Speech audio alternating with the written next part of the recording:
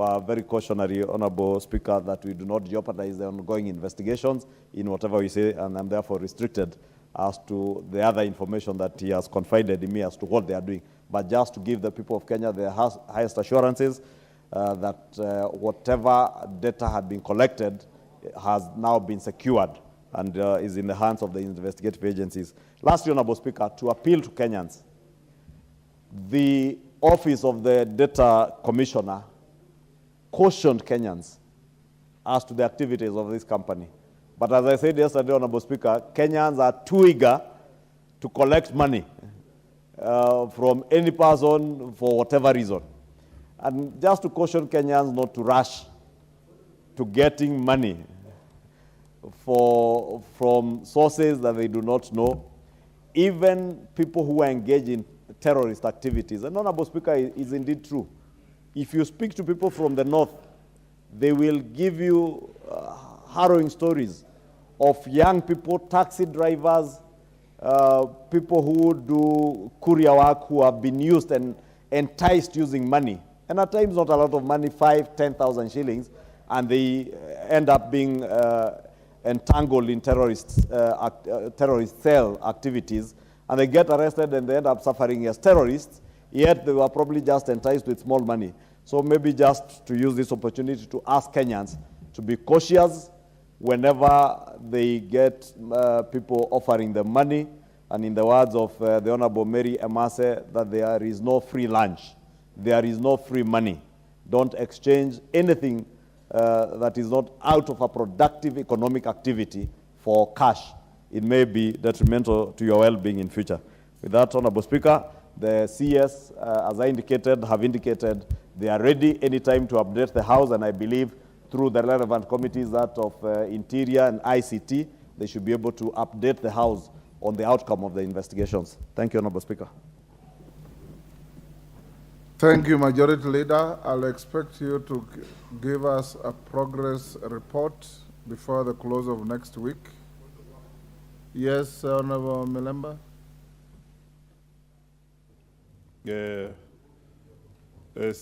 Honorable Speaker, you had earlier indicated, because of the weight of this matter, that the CSS involved be invited in the House, and that the Leader of Majority gives a timeline or dates when that can happen, and that would be very important. But now he ends up by saying that they will just update the House from where they are. I thought your first pronouncement on that matter should prevail, because this is a very weighty matter. I hear these guys are also creating clubs in schools to harvest the eyeballs. Thank you, Honorable Speaker.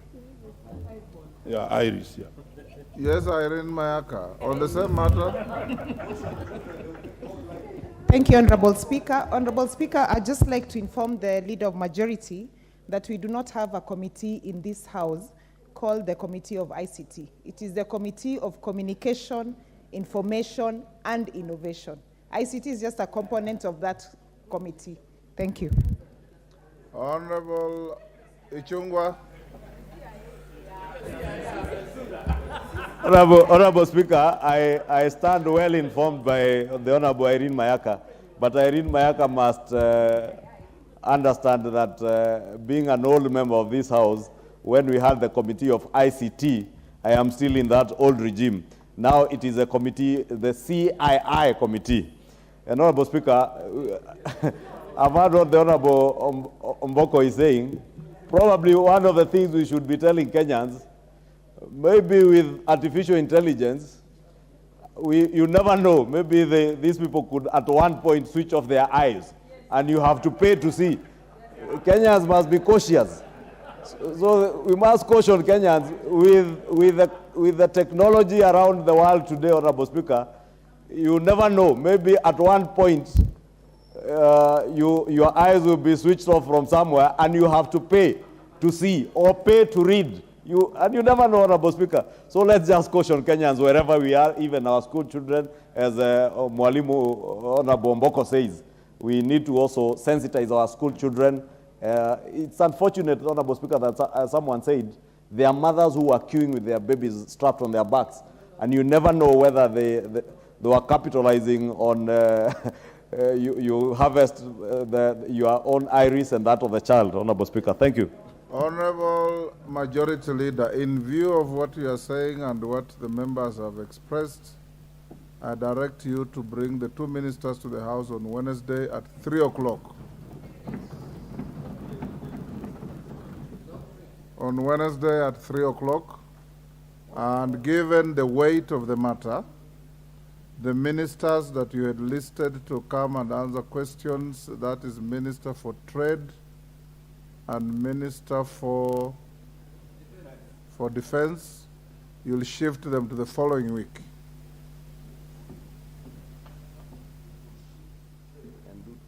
Yeah, okay. Honorable Speaker, You can shift to trade, yes, do defense, and but these you'll two. start with the ministers for security and ICT to tell the House and the country what they know and what they're doing about this grave matter. Most obliged. Honorable members, I acknowledge the following schools in the public gallery, and I think some are in the Speaker's gallery. Longisa Boys from Bomet East Bomet. Karaba Secondary School from Laikipia West Laikipia. Karou Primary School from Tharakanithi. Olenkuya Primary School from Narok West Narok.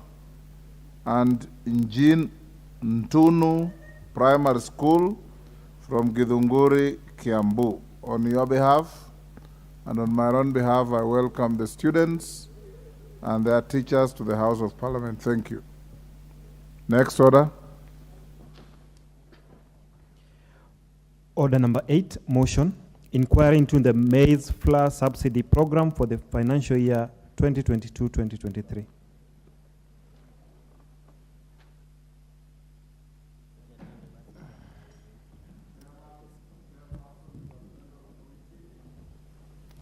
On agriculture, Thank you, Mutunga. Honourable Speaker. Honourable Speaker, I beg to move that this House adopts the report of the Departmental Committee on Agriculture and Livestock on the inquiry of the maize subsidy program for the financial year 2022-2023, laid on the table of the House on Wednesday, the 7th of June, 2023. During the consideration of the Supplementary Estimate 1 for the financial year 2022-2023, Honourable Speaker, members of the Departmental Committee on Agriculture and Livestock observed that a total of 7.267 billion had been spent on the maize subsidy program, out of which 4 billion shillings had been paid under Article 223 of the Constitution, while the balance, which was 3.267, was yet to be paid and had been presented to the committee for regularization. Honourable Speaker, it is the amount of 4 billion was spent in July 2022 and presented to the committee for regularization through the supplementary estimate as required by Article 223 of the Constitution. The committee did not approve the expenditure on account of non-disclosure of the information on who the maize flour subsidies, maize suppliers were, the quantity of maize flour supplied, the areas in which the subsidized maize flour was supplied, and the retail outlets that sold the maize flour. Honourable Speaker, it was for the above reasons that the committee resolved to conduct an inquiry into the maize flour subsidy program, whose objective were to, number one, find out whether the program achieved its objective. The second one was to establish whether the identification process for the millers was free and fair, and the third one was to find out if there was value for money in the execution of the entire program. Honourable Speaker, in the recent years, Kenya has been experiencing maize deficit attributed to prolonged drought, which has increased in frequency and intensity below average range for performance, high cost of agricultural inputs, decreasing acreage of land for farming due to population growth, poor agronomic practices, among others. To bridge the deficit, the country relies on maize imports from this African community and COMESA countries. However, This was not the case in 2022 because there was poor production of maize in the entire region. Honourable Speaker, due to the maize shortage, prices increased from 3,000 shillings per 90 kilogram bag to 3,500 per 90 kilogram bag by April 2022. And between 3,000 to 3,500 shillings per 90 kilogram bag in April 2022 to 4,600 and 5,000 shillings in May 2022. To cushion the consumers from the high prices, the government waived duties and levies on maize imports from countries outside East Africa and COMESA region to bridge the gap. Despite this, maize prices continued to rise due to shortage, disruption of in the global supply chain, and high fuel prices.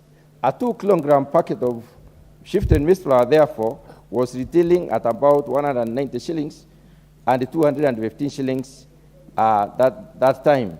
The government made a decision to further cushion the consumers through maize flour subsidy program. In May 2022, flour prices skyrocketed to a record high of 210 shillings for a 2-kilogram packet.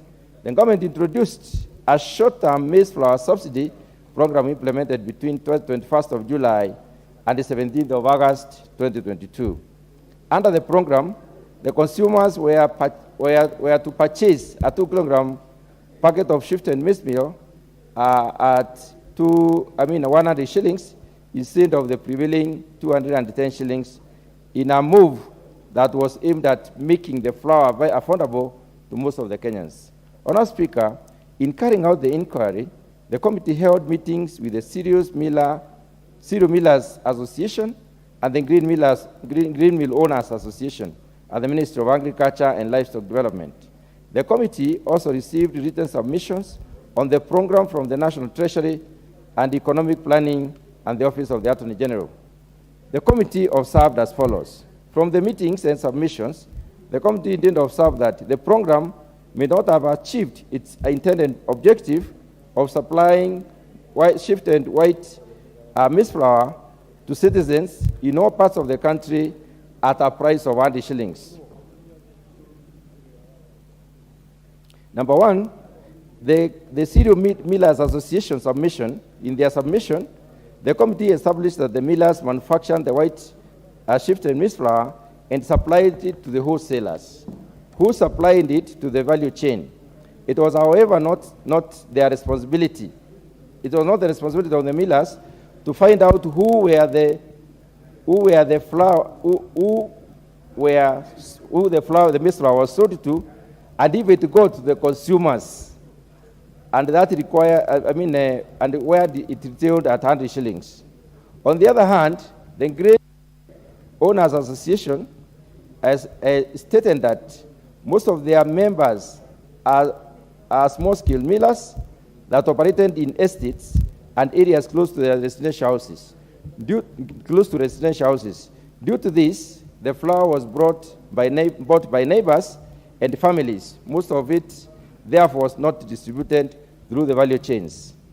A multi-agency team comprising of various government agencies was put in place to oversee the program in all stages.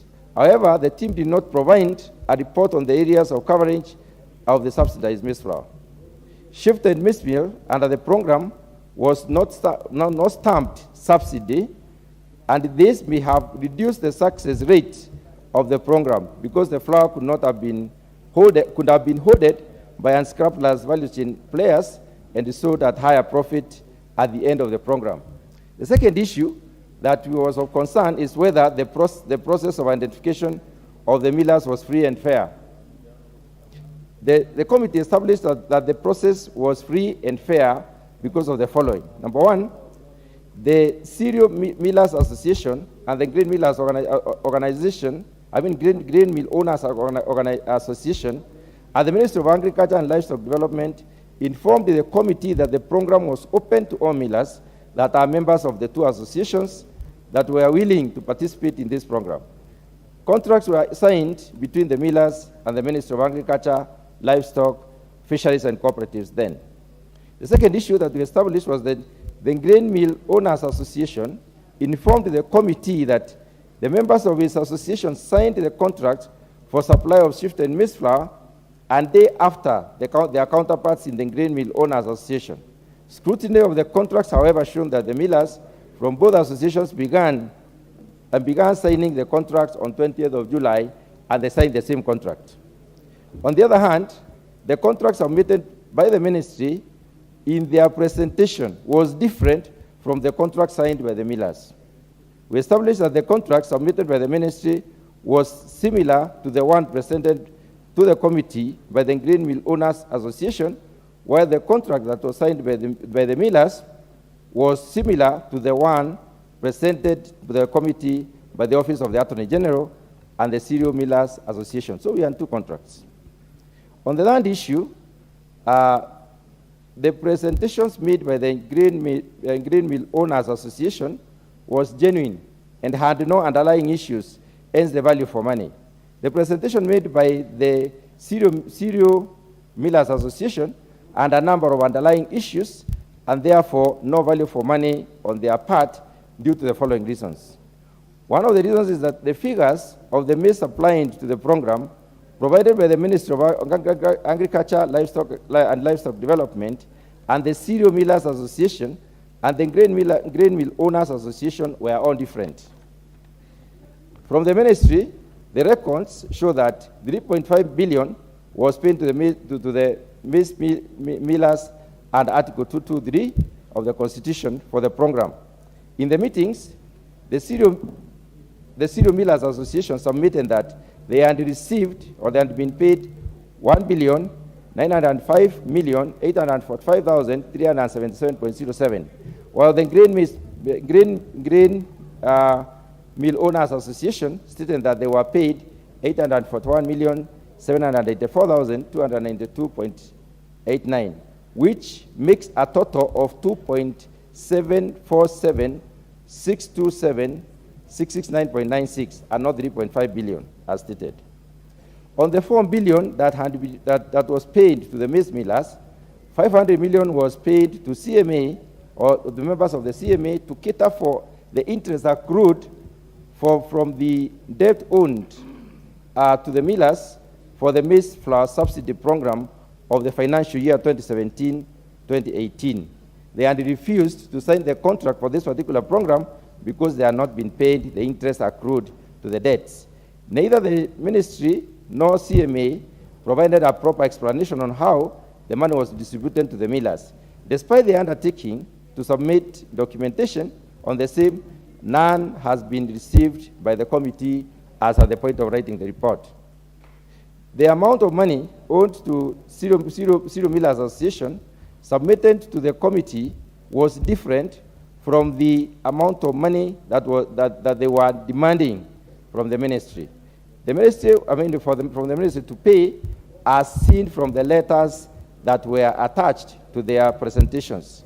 CMA explained that the figures submitted to the committee had gone up because 2 other millers joined the program later. They, however, did not submit details of the 2 millers. The fifth issue that we established was that during the consideration of the supplementary estimate number 1 of the financial year 2022-23, the committee established that the total amount spent on the maize flour subsidy program was 7,267 million. However, CMA informed the committee that the total amount for the program was 6.6 billion, while the GMOA or the Grain Millers Owners Association stated that the total amount for the program was 6.4 billion. So the 3 figures were different again. There was discrepancy in the amount submitted to the ministry in the ministry's submission and that presented during the supplementary estimate number 1 of the financial year 2022-23.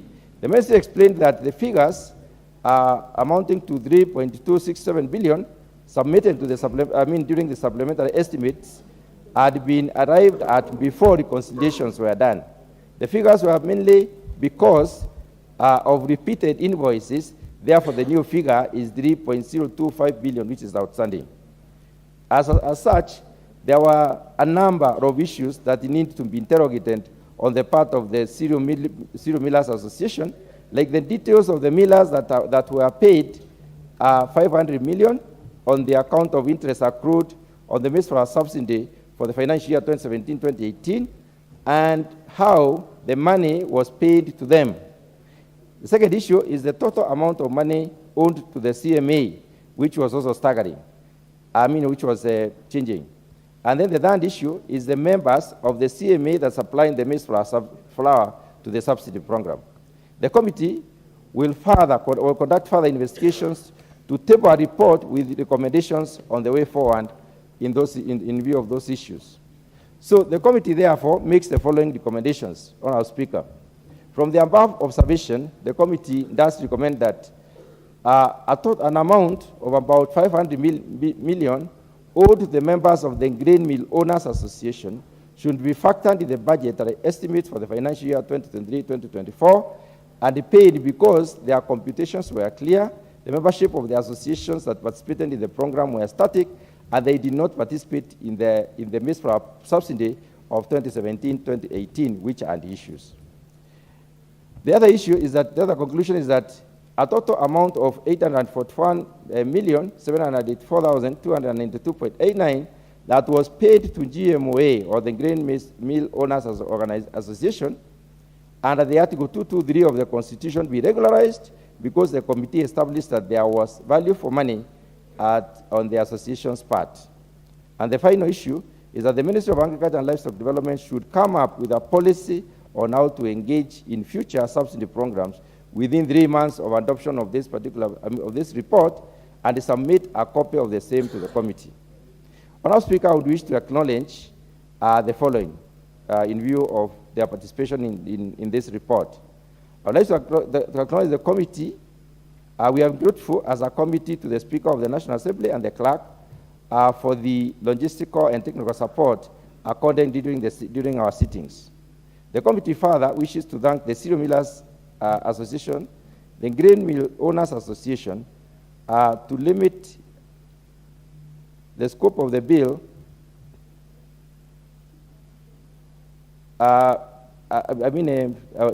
me to repeat that. The committee further wishes to thank Cereal Millers Association, Grain Mill Owners Association, the Ministry of Agriculture and Livestock Development, Office of the Attorney General, and the National Treasury and Economic Planning for making this inquiry successful.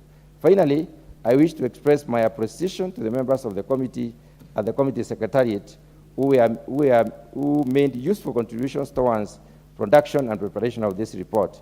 Honourable Speaker, I wish to call upon the Honourable Member for Soy, the Honourable David Kiplagat, MP for Soy, and also member of the committee to second this report, adoption of the report. I thank you, Honourable Speaker. Thank you very much, Mr. Speaker. I wish to second the motion on the maize subsidy and to state to the House that we did the inquiry. We invited all the stakeholders that were involved in the subsidy. As you know, the maize subsidy was a hot issue just before the elections and after the elections.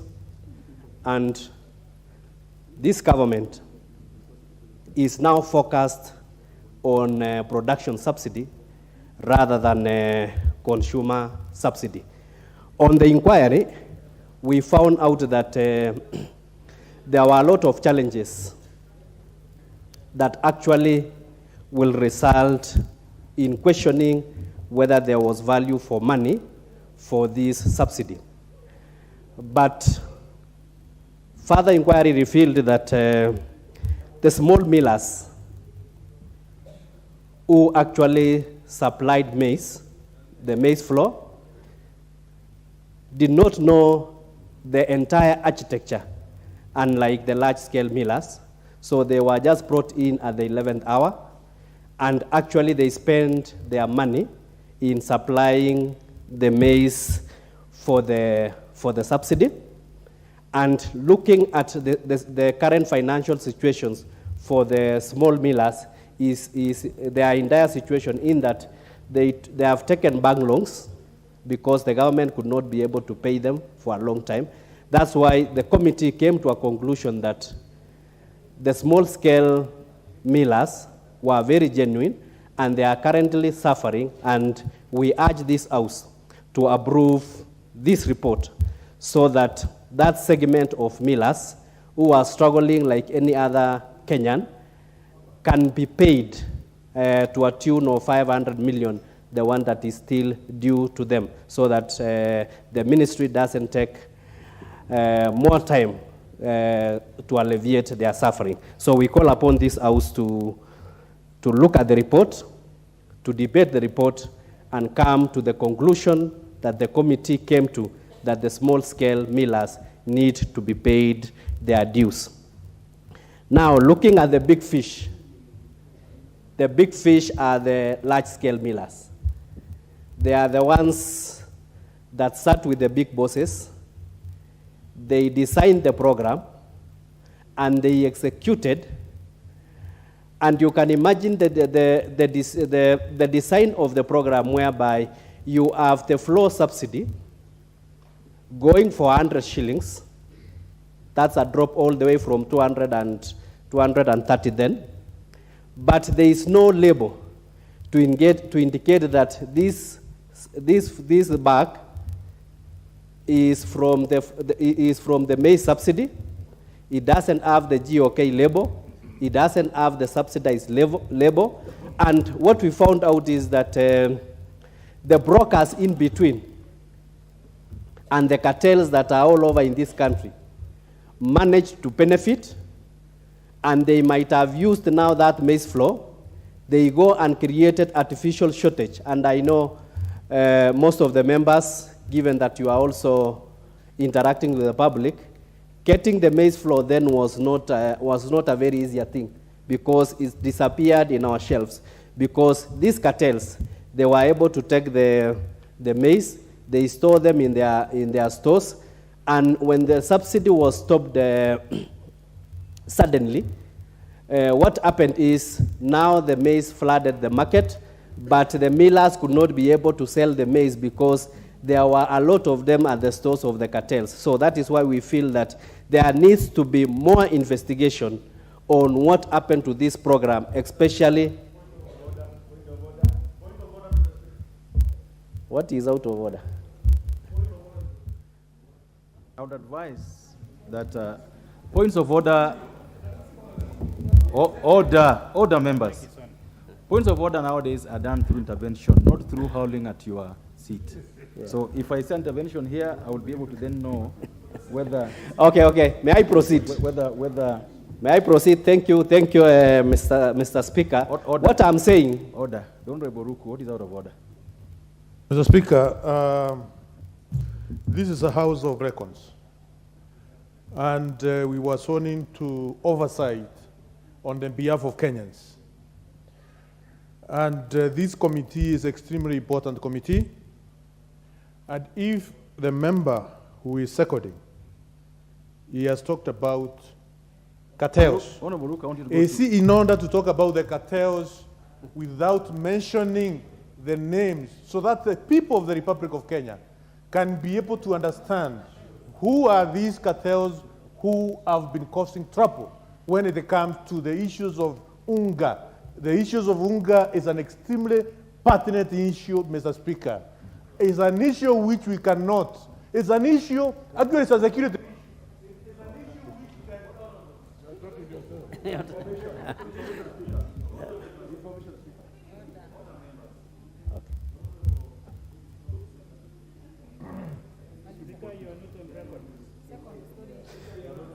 Okay, thank you, Mr. Speaker. I am on record.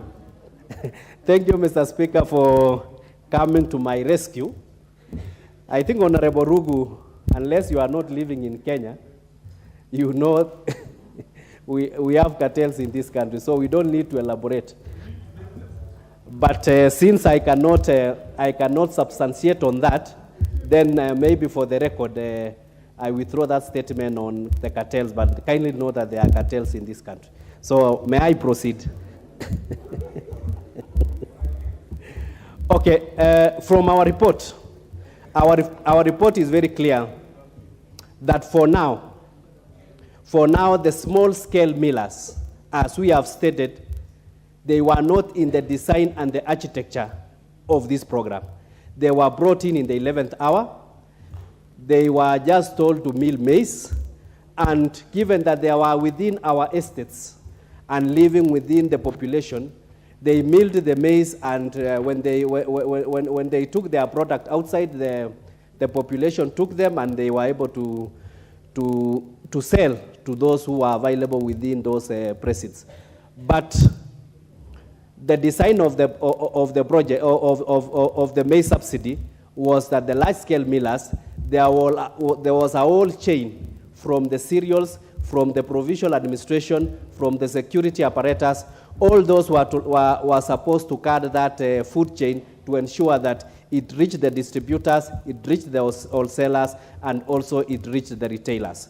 But for the small scale millers, we are urging this House kindly consider the report and alleviate the suffering that these small millers have been going through, so that their money can be released without further delay.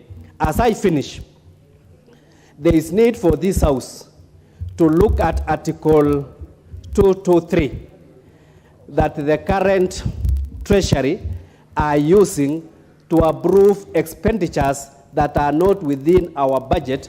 And looking at those expenditures, some of them might not be emergency expenditures. So I'm calling upon this House, let us also relook at that article, and to put caution so that it can only be used when the need arises. Especially, we have noted that as we head towards the election period, there is misuse of Article 223 for government to spend money that has not been voted by this House. So we also call upon, that's what we discovered when we are doing the inquiry, that there is need to guard on the utilization of Article 223 by the Treasury officials. Otherwise, I second and I call this House to approve. Thank you. Thank you, the Honorable David Kiplagat. But before I propose the motion for debate, I wish to recognize the pupils from the following schools: Komotobo Secondary School, Kuria East in Migori County; Kinungi Primary School, Naivasha, from Naivasha in Nakuru County; and Kakenya Center of Excellence from Kilgoris in Narok County; Ntepes Primary School from Samburu East in Samburu County; students from Eburu Secondary School, Gilgil, Nakuru County; and students from Teresia Schools in Gilgil, Nakuru County. They are all welcome to follow the proceedings of the House this afternoon, and we welcome them warmly.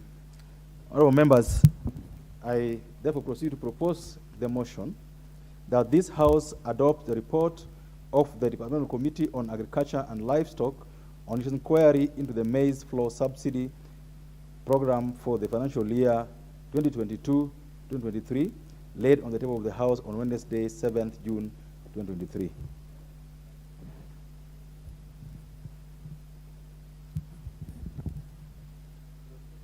The Honorable Robert Mbui. Thank you, Mr. Speaker, for this opportunity. Mr. Speaker, as we debate this motion, it's important to remember the purpose behind the introduction of that maize subsidy, because that seems sometimes to be getting lost in the discussions. That because of prolonged droughts last year, towards the end of the year, the government of the day noted that the prices of unga were rising all the way beyond 200 shillings per 2 kilogram packet. And so the government made a decision, which in my opinion was a very, very decent decision, to support the Kenyan public by subsidizing that product, so that the prices were actually targeted to go down to 100 shillings. So the idea was a noble idea. The idea was a brilliant idea, and I think the government was showing that it has a heart, and the government cares for the people of the country. So, Mr. Speaker, the first thing we need to clear is that the idea was good. But, Mr. Speaker, what has happened is that despite a brilliant idea, there is so much agony. There is agony to the people that supplied these maize. In fact, Mr. Speaker, Section 43 of the committee report indicates to us that some of the millers are saying, due to the non-payment, they are suffering, facing closure due to the debt burden. Some of them have lost jobs. There is operational losses. There are broken families, Mr. Speaker, broken families as a result of non-payment. And then, of course, finally, they say that they have reduced faith in government, Mr. Speaker, because they did a deal, a contract with government, and were not paid. And you know, Mr. Speaker, we must make it very clear that government exists in perpetuity. Government does not exist because somebody is in the office of the president. The office of the president can change hands. The leadership of the country in terms of political parties can change hands, but government exists in perpetuity. And these people that supplied have the right to be paid. And I'm happy that finally the committee is also seeing some sense in some of them being paid, although there's still a lot of opaqueness within the whole deal. Mr. Speaker, I sympathize with the committee because the committee actually was trying to squeeze, I think, water out of a rock. Because, Mr. Speaker, they have conflicting details from every organization that came to them.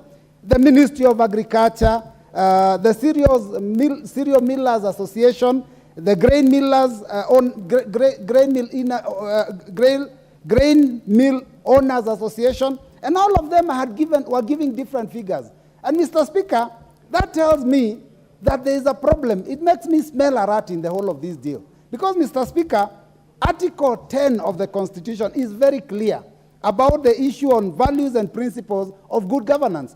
One of the most important tenets is the issue of transparency and accountability, Mr. Speaker, and also public participation and involvement of the public. Mr. Speaker, there is too much opaqueness in this whole deal that I feel that there are people who are trying to hide information so that they could gain. Mr. Speaker, this matter is a straightforward matter. I mean, Mr. Speaker, look at it this way. The Ministry of Agriculture decided that they will procure maize flour for purposes of bringing down the price. Mr. Speaker, all they needed to tell us is who did they contract, how much was supplied, what was the supply price, what was paid or who was paid, and who has not been paid. But when we come here, it is, CMA are giving a figure, GMOA are giving a figure, the ministry is sometimes almost acting fluid, AFA is also not giving their own figures. Mr. Speaker, it is so unfortunate. And so that tells me that there must be some greed and some corruption that took place within this deal. That clearly must be what has happened, Mr. Speaker, because when you find that there is opaqueness in the information that is being shared, it means somebody somewhere was benefiting and they did not want that to come out. But, Mr. Speaker, it was surprising that the Grain Miller Owners Association, they are saying that when they were supplying, they did not supply to the value chain, so it didn't even end up in the shops. In fact, it is so shocking because I've seen Section 55 says that they were supplying their neighbors. Who are their neighbors? And how was that being accountable? Mr. Speaker, this thing is so unfortunate, but I want to say that the idea was brilliant. If we ever go back to doing some subsidy program, we must think through from the beginning till the end so that we can have some efficiency. No, I'll allow Honorable Mbui 1 more minute. Thank you, Mr. Speaker. So I was saying it's important that as we are dealing with these things, let us find a way that we can slay this dragon called corruption. Mr. Speaker, I think that's basically the bottom line in the whole of this arrangement. Let us deal with corruption. Let us have an effective government dealing with corruption. Let us have an executive that cares